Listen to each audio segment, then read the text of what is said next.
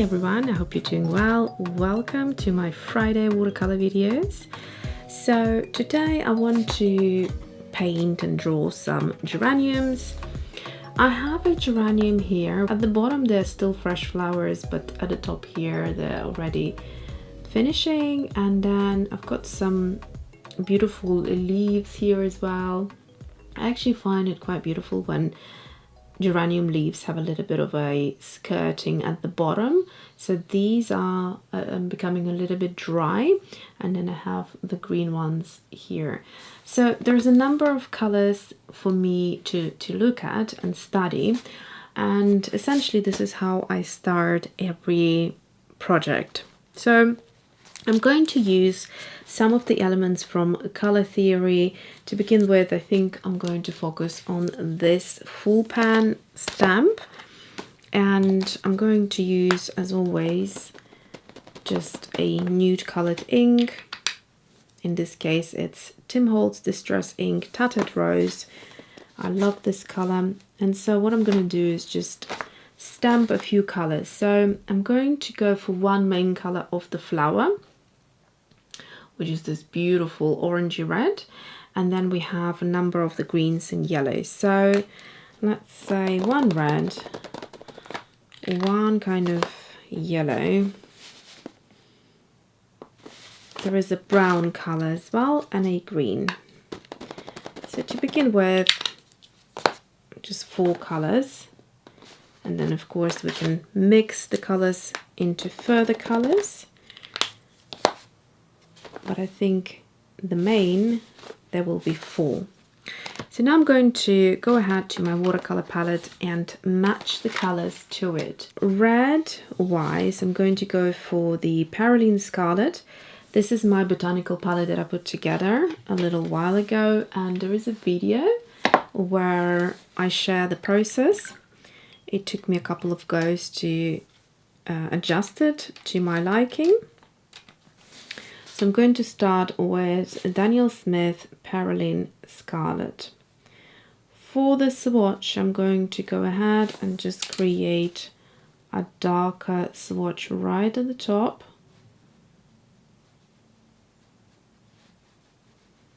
So the full pan and the half pan in that stamp set, they are inspired obviously by the actual sizing.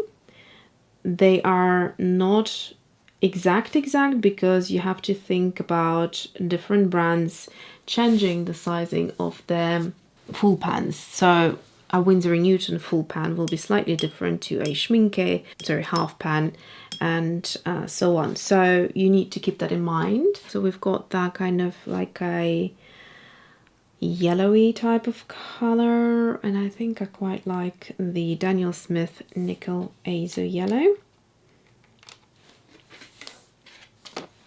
So what I'm going to do is just first of all swatch them as they are. Then I'm going to play with little swatches and mixes that I can create from these 4 colors. Let's see, now for the orange, I think,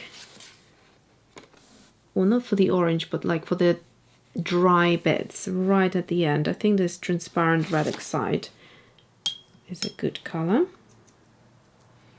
That's also by Daniel Smith.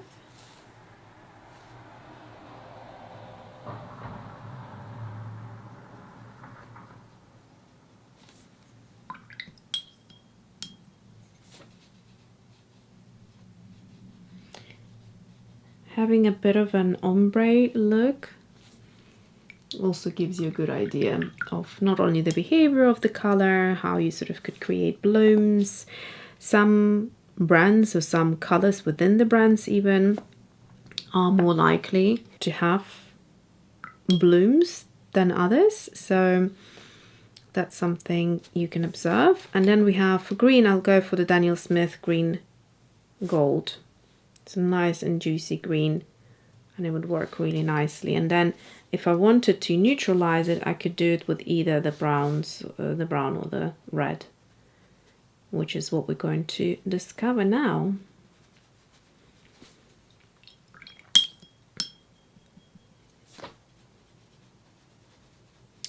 Alright, here we go.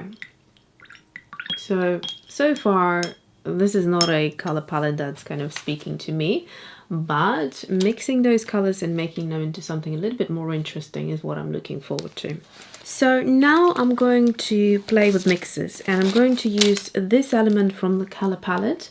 You could still use this color wheel from the color theory, so to keep in within the same stamp set. However, I just like to mix things, and these sets are great to be used all together. There's also another one called the Swatch Joy. So here we go, Swatch Joy, Color Theory and Color Palette. So I've got all three beautiful sets which can make your swatching and color mixing game a lot more fun. And the Swatch Joy has a few of the like sketchier elements as well. Going now to this color wheel. So what I like about it is that there is a lot of colors that we can mix, and I have done a lot of videos to show you different ways of using it. There is a playlist called my stamping sets? I'm not entirely sure, but I'll link it for you so you can check out all the fun things you can do with these stamp sets for inspiration. And what I'm going to do here is just basically stamp it. And then what we're going to do, now if you really wanted to, you could line things out and make them kind of sketchier, or you could just leave them as is. I have now lined it out, but just to let you know, I don't usually do that, just for you to see. And of course, line it out if you do want to line it out before you use the watercolor, because then it just it's harder to kind of to make it look pretty, if that makes sense. Okay, so this is more for a sketchier look, if you like that urban sketchbook type of look or style. Then lining out over a nudely stamped ink is quite fun. Okay, so I'm going to take a little tray for mixing. I think I'll start with the greens because I want to neutralize them. So let's see, we've got one green which is quite lovely, and if we could just pop this green into any of these windows. And then now just adding a little touch of red and just kind of seeing what we get here. The color changes ever so slightly. So we're just going to add a little bit more red. It goes more into an orange rather than neutralizing it too much. And the reason for that is that there is a lot of yellow in this green.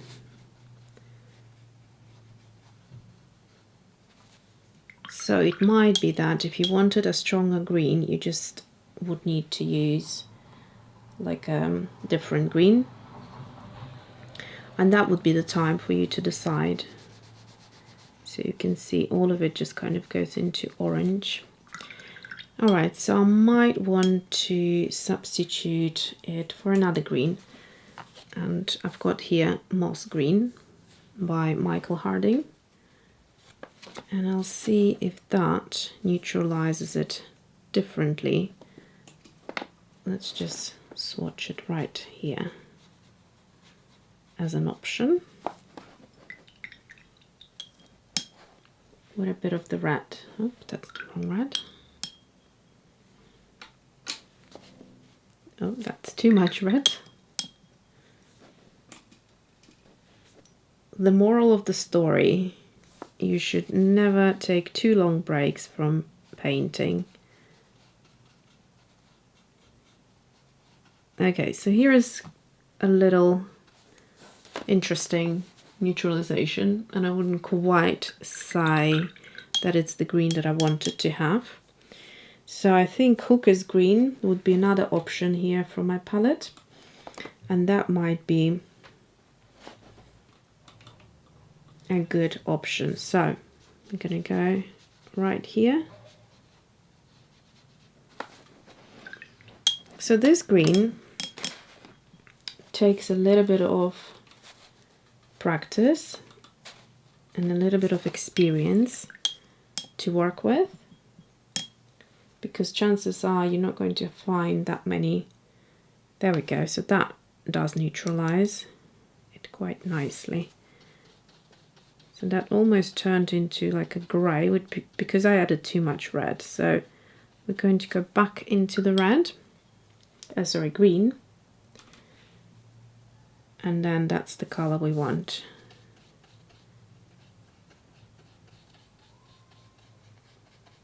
There we go. So neutralizing it with red definitely works out quite nicely. Now, I might want to keep it as a fifth color, and I might want to keep this color as it is because it's lovely as it comes out of the pan. So I'm going to add a little bit more of the green. And then let's see if we add some of that transparent red oxide. Oh, that's a beautiful, very close, not exactly the same obviously, but tone wise it's quite close to it. It's got that olive green type of a look. Having played with the colors, and I'm sorry if some portion hasn't been recorded, I'm not sure what happened. But basically we've got a variety of greens, a variety of oranges, and all of the colors that we could still expand even further.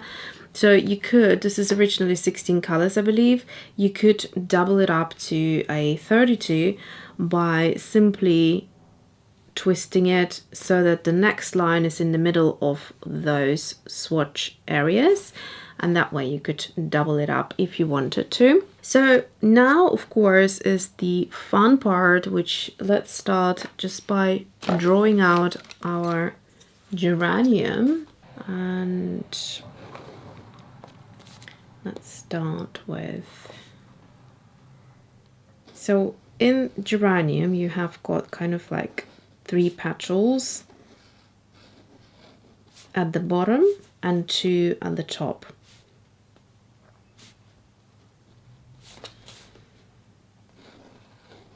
So just focus on that shape.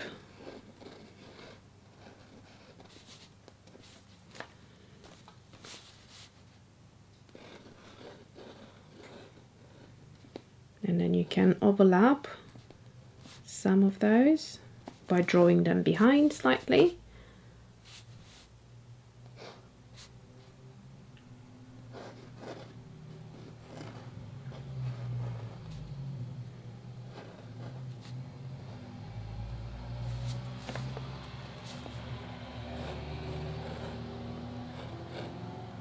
Once you look up the shape, then you can just, you know, do your own thing. It doesn't have to be exact. So then we have got these kind of round leaves.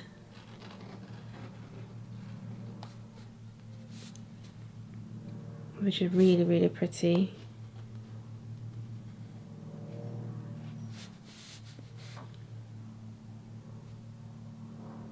And then I think I'm just going to now improvise a little bit.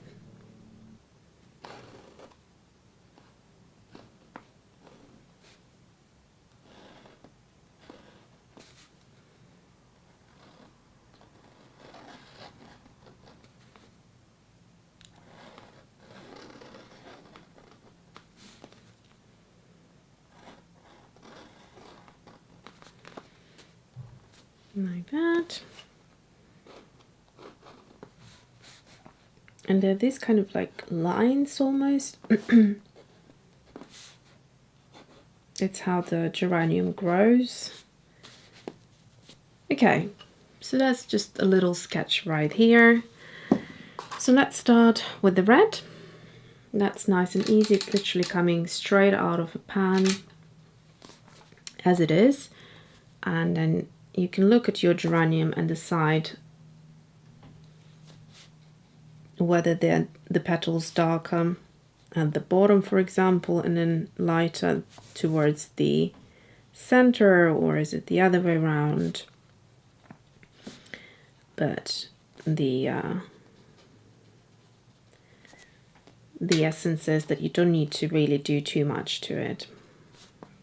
And that's the fun part about painting geranium. So on a day off, when you're not feeling too inspired, for example, or if you're feeling a little bit like myself, a bit rusty after not having painted for a while, that's a good flower to be painting. Okay, so now I'm just going to pull the color towards the center. If there are any hard edges, if it's like a hot day, keeping in mind it is summer right now, then you will just need to work with it and maybe wiggle the brush a little bit where it's quite like hard edge has formed. That's it. That's our geraniums. And now we're going to go into the leaves. And what I liked quite a bit was actually adding some of this nickel azo to the hooker's green, which we basically ended up with this like a sub green type of color. So I'm going to freshen this color up. This was the mix. I'm just going to add a little bit more of the nickel azo. And what I'm going to do now is basically some of the leaves were nice and juicy. Okay, so I'm going to focus on that. And I think the beauty about this flower, geranium, and the foliage is that they are changing slightly. The leaves are not exact color throughout, so that's what I really like. So I'm just taking off extra water. Use a rag if you have, not your hand, but I'm just going to use what I have. And then for the orangey part, for the dry out part, I've got a little mix here, so I'm going to go into that and just add it a touch over the edge.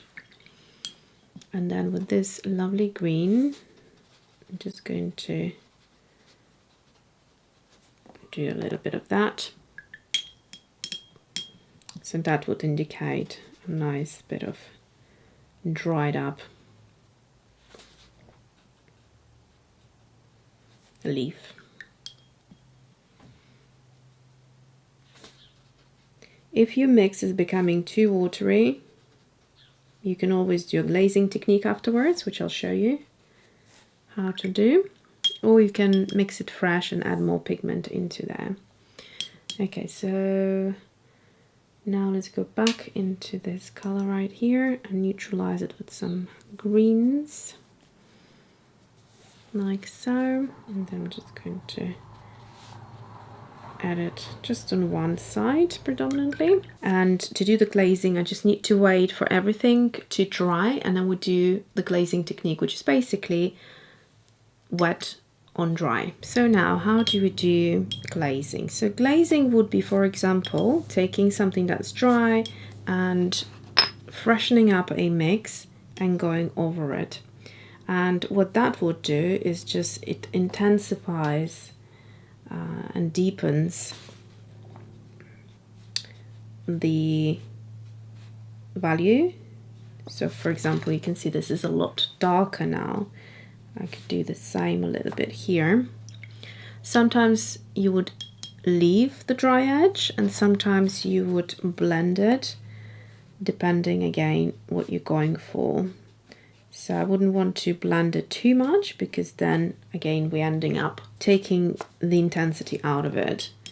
And then let's see, so we're gonna go into hooker's green and neutralize it. And then here you can see darker swatch, just like that, and then blending it slightly. And then we're going to go into a bit of the green gold, like so. And also blending it a little. So you can see we brought back that intensity, because this part has been really intense and saturated, beautifully vibrant, and the foliage part of the plant was a little bit too kind of light and washed out. So it's good to have similar contrasts and values. Okay, so that is it. If you wanted to add a little bit more color to the lines and you don't want them to just be black like in a sketch, a good thing to do would be to take like a Tombow and just trace over it and all the other elements that you want to bring a little bit of color in. This end is super thin, it's like a pen, really fine, and so you're going to add that bit of color to the detail. Another thing you can do using the same fine tip, so it doesn't stand out too much but gives us enough detail if you look closer, it's just going into these areas here. Just make sure things are dry so that the line doesn't disperse too much. And basically that is your kind of, you can see, really fine detail. And then on the other side you've got the brush, which you can, you know, create bigger marks.